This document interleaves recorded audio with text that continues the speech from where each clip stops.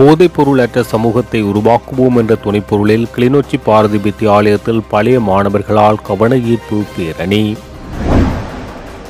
இலங்கைக்கும் இந்தியாவுக்கும் இடையில் நில இணைப்பை ஏற்படுத்துவதற்கான ஆய்வு நிறைவு, ஜனாதிபதி அறிவிப்பு.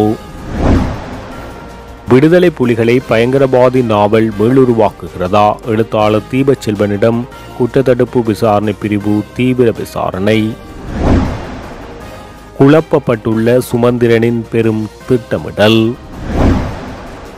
ஜனாதிபதி தேர்தலில் பொது வேட்பாளராகுமாறு ராஜிதவிடம் கோரிய ரணில்.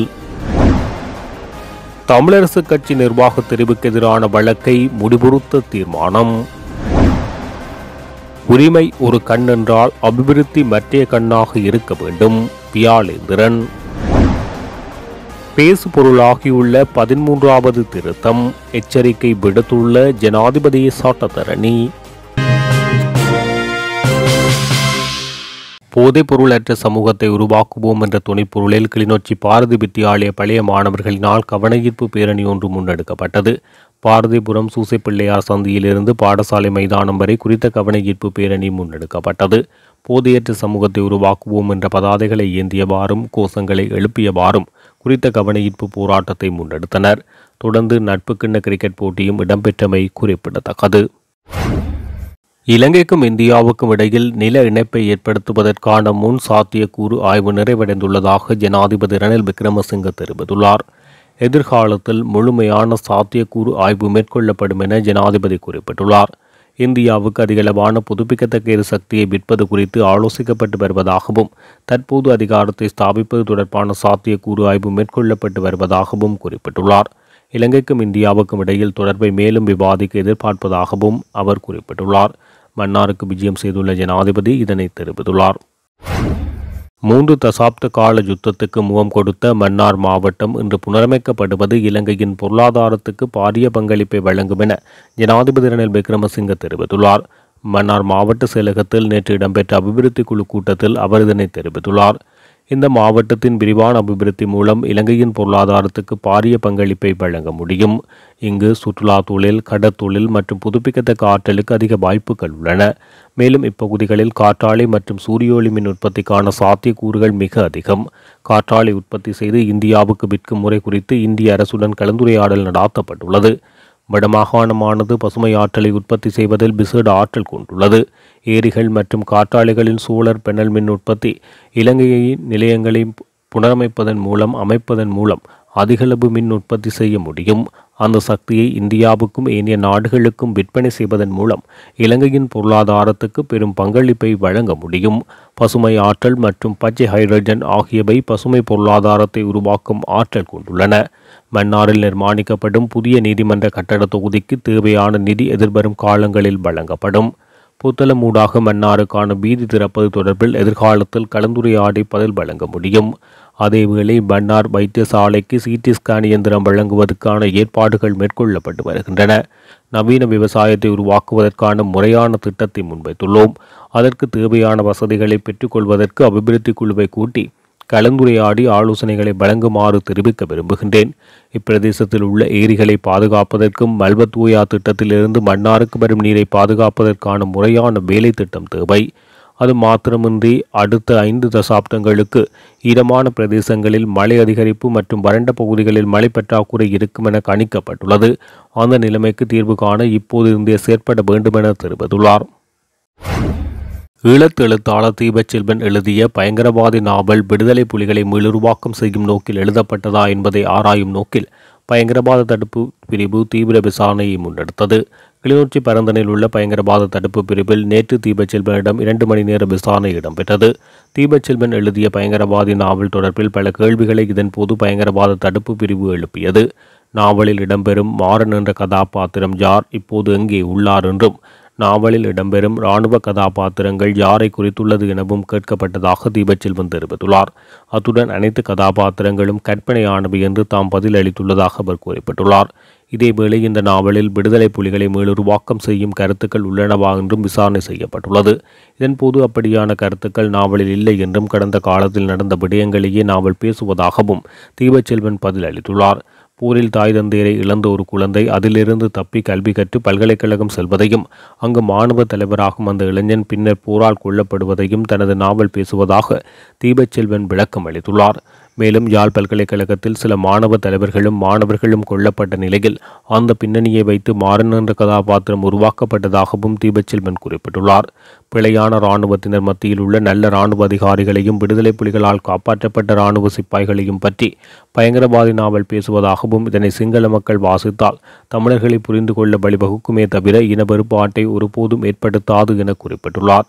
எந்த சூழ்நிலையிலும் கல்வியை கைவிடாத மாறன் என்ற கதாபாத்திரம் வழியாக இந்த நாவல் கல்வியை பேசுகின்றது என்றும் இனிவரும் காலத்தில் போரும் மரணங்களும் அழிவுகளும் இடம்பெறக்கூடாது என்பதை வலியுறுத்தவே இந்த நாவலை தாம் எழுதியுள்ளதாக தீபச்செல்வன் தெளிவுபடுத்தியுள்ளார். பாராளுமன்ற உறுப்பினர்களின் வரியில்லா வாகன இறக்குமதி அனுமதி பத்திரம் தொடர்பில் அரசாங்கத்துக்குள் இழுபறி நிலவி வருவதால் அனுமதி பத்திரம் வழங்குவது தொடர்பில் இறுதி தீர்மானம் எடுக்க முடியாதுள்ளதாக தெரிவிக்கப்பட்டுள்ளது. வாகன இறக்குமதி அனுமதி பத்திரத்தை பெற்றுக்கொள்ள வேண்டுமென அரசாங்கத்தின் ஒரு தரப்பினர் கூறிய நிலையில் அதனை பெறக்கூடாது என மற்ற தரப்பினர் கூறியதால் இந்த நெருக்கடி நிலை ஏற்பட்டுள்ளதாக அரசாங்க தரப்பு தகவல் வெளியிட்டுள்ளது. நாடு கடும் பொருளாதார நெருக்கடியில் சிக்கி தவிக்கும் இந்த தருணத்தில் எம்பிக்கள் வரியில்லா வாகன உரிமம் பெற்றால் அது மக்களை வெறுப்படைய செய்யும் என அரசு தரப்பினர் சிலர் தெரிவித்துள்ளனர். தமிழரசு கட்சியின் தலைவர் பதவிக்கான போட்டியின் தோல்வியின் பின்னர் தென்னிலங்கையில் சுமந்திரனுக்கு இருந்த அபிப்பிராயம் தற்போது இல்லை என அரசியல் ஆய்வாளர் ஜதீந்திரா தெரிவித்துள்ளார்.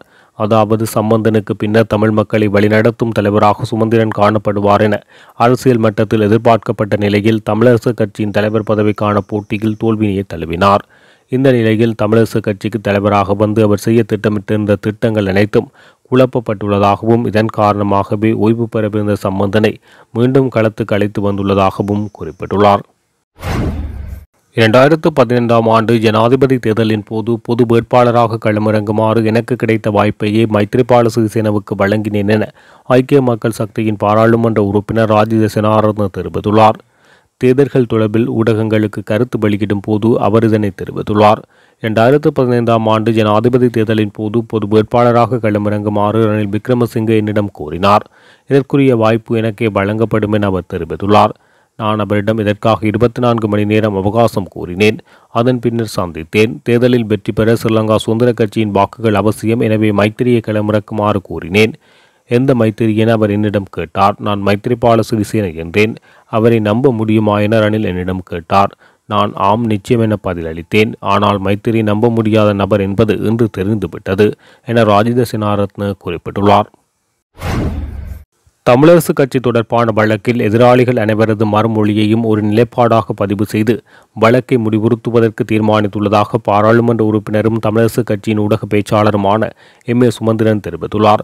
தமிழரசு கட்சியின் மத்திய குழு கூட்டம் வவுனியா 2ஆம் குறுக்கு தெருவில் அமைந்துள்ள தனியார் விருந்தினர் விடுதியில் நேற்று காலை இடம்பெற்றது. அதன் பின்னர் இடம்பெற்ற ஊடகவியலாளர் சந்திப்பில் கலந்து கொண்டு கருத்து தெரிவிக்கும் போது அவர் இதனை தெரிவித்துள்ளார். கூட்டத்தில் தமிழரசு கட்சியின் வழக்கு தற்போது எந்த நிலையில் உள்ளது என்பது தொடர்பான விளக்கம் அனைவருக்கும் வழங்கப்பட்டது. கடந்த தவணையில் எதிராளிகளாக பெயரிடப்பட்ட 7 பேருடன் கிளிநொச்சியை சேர்ந்த ஜீவராஜா என்பவர் தன்னையும் இணைத்துக் கொள்ளுமாறு விண்ணப்பம் செய்திருந்தார். அவரது விண்ணப்பம் தொடர்பாக ஆட்சேபனைகள் இருப்பின் அந்த ஆட்சேபனைகளை தெரிவிப்பதற்காக கட்சியின் தலைவர் மாவை சேனாதிராஜா மற்றும் யோகேஸ்வரன் சார்பில் ஆஜராகி சட்டத்திரணி அவகாசம் வழங்குமாறு தவணை கேட்டிருந்தார். நானும் அப்படி கேட்டிருக்கின்றேன்.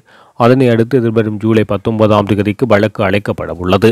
அந்த வகையில் கடந்த தவணைக்கு முன்பாக கட்சியின் மத்திய செயற்குழு எடுத்த தீர்மானத்துக்கு அமைய வழக்கை முடிவுறுத்திக் கொள்வது தொடர்பாக நீதிமன்றத்தில் நான் கூறியிருக்கிறேன். எதிராளிகள் முன்வைத்துள்ள ஆட்சேபனைகள் தொடர்பாக வழக்காளி தன்னுடைய நிலைப்பாட்டை தெரியப்படுத்த வேண்டுமென்ற காரணத்துக்காகவே கடந்த தவணை வழக்கு எடுத்துக் கொள்ளப்பட்டது. இதுபோன்ற சிவில் வழக்குகள் தாக்கல் செய்யப்படும் போது அதில் பல படிமுறைகள் உள்ளது. அவற்றை கடந்த பின்னரே வழக்கு விசாரணைக்கு நியமிக்கப்படலாம். சாதாரணமாக இவ்வாறான வழக்கில் ஒரு வருடத்துக்கு பின்னரே முதலாவது விளக்கத்துக்கான திகதி குறிக்கப்படும். ஆனால் இந்த வழக்கை முடிவுறுத்த வேண்டும் என்ற நோக்கத்துக்காக நாங்கள் குறுகிய தினத்தை கேட்டிருக்கின்றோம். அந்த தினம் வழக்காளி நீதிமன்றத்திலே தெரிவித்த விடயத்துடன் எதிராளிகள் 7 பேரும் அழைத்திருக்கின்ற ஆட்சேபனைகளின் அடிப்படையில் 3 வித்தியாசமான நிலைப்பாடுகள் எடுக்கப்பட்டது. குறிப்பாக நானும் கட்சியின் பொதுச் செயலாளரும் நிர்வாக செயலாளரும் ஒரு நிலைப்பாட்டையும், மாவை ராஜா மற்றும் ஜோகேஸ்வரன் ஆகியோர் வேறொரு நிலைப்பாட்டையும், ஸ்ரீதரன் குகதாசன் ஆகியோர் இன்னொரு நிலைப்பாட்டையும் எடுத்திருப்பது சுட்டிக்காட்டப்பட்டது. இதனால் கட்சி ஒரு பொதுவான நிலைப்பாட்டை எடுக்காத சூழ்நிலையில் நாங்கள் எப்படி எமது நிலைப்பாட்டை இதற்கு தெரியப்படுத்துவது என்று அவர்கள் கேள்வி எழுப்பியிருந்தனர். இருப்பினும் கட்சி தற்போது ஒரு நிலைப்பாட்டுக்கு வந்துள்ளது. வழக்காளி கோரும் நிவாரணங்களை வழங்கி தெரிவுகளை மீள செய்வதற்கு நான் இணங்குகின்றேன் என ஸ்ரீதரன் கூறியிருந்தார். அதனை நீதிமன்றத்தில் நான் சொல்லியிருக்கின்றேன். இப்போது நாங்கள் ஒருமித்த நிலைப்பாட்டுக்கு வந்துள்ள காரணத்தினால் நாங்கள் 7 பேரும் 8வது எதிராளியான ரத்னவடிவேலும் இணைந்து வழக்கிலே எமது மறுமொழியை ஒரு நிலைப்பாடாக பதிவு செய்து வழக்கை முடிவுறுத்துவதற்காக வழக்காளியோடு இணக்கப்பாட்டுக்கு வருகின்றோம் என கூறி வழக்கை முடிவுறுத்துவதற்கு தற்போது தீர்மானிக்கப்பட்டுள்ளது. அதற்காக வழக்காளியின் சட்டத்தரணியோடு நான் பேசியிருக்கின்றேன். ஏனையவர்களின் சட்டத்தரணிகளுடன் பேசி பொது நிலைப்பாட்டுக்கு இணங்கிக் கொள்வதுடன் எதிர்வரும் மாதம் 14ஆம் தேதி வவுனியாவில் மத்திய குழு மீண்டும் கூடி அந்த மறுமொழியின் வரைவை மத்திய செயற்குழுவுக்கு சமர்ப்பித்து அதன் அங்கீகாரத்தை பெற வேண்டும். அதனை அடுத்து தவணையில் நீதிமன்றத்தில் சமர்ப்பித்து அதன் பின்னர் எமது இணக்கப்பாட்டை செய்யலாம் என தீர்மானித்திருக்கின்றோம் என்றார். கட்சியின் தலைவர் மாவை சேனாதிராஜா தலைமையில் இடம்பெற்ற இந்த கூட்டத்தில் பாராளுமன்ற உறுப்பினர்களான ஸ்ரீதரன், சுமந்திரன், சார்ல்ஸ், நிர்மலநாதன், கலையரசன், கட்சியின் செயலாளர் சத்தியலிங்கம், சட்டத்தரணி KV தவராசா உட்பட மத்திய குழு உறுப்பினர்கள் கலந்து கொண்டுள்ளனர். உரிமை ஒரு கண்ணென்றால் அபிவிருத்தி மற்றிய கண்ணாக இருக்க வேண்டும் என அதற்காக கிழக்கு மாகாண ஆளுநர் எமக்கு மிகுந்த ஒத்துழைப்புகளையும் ஆதரவுகளையும் வழங்கி வருகின்றார் என வர்த்தக ராஜாங்க அமைச்சர் சதாசிவம் வியாழேந்திரன் தெரிவித்துள்ளார். மட்டக்களப்பு களுவாஞ்சிக்குடி பொது சந்தையில் புதிதாக நிதி ஒதுக்கீட்டில் நிர்மாணிக்கப்பட்ட 3 கடை தொகுதிகளை திறந்து வைக்கும் நிகழ்வு நேற்று மாலை இடம்பெற்றது.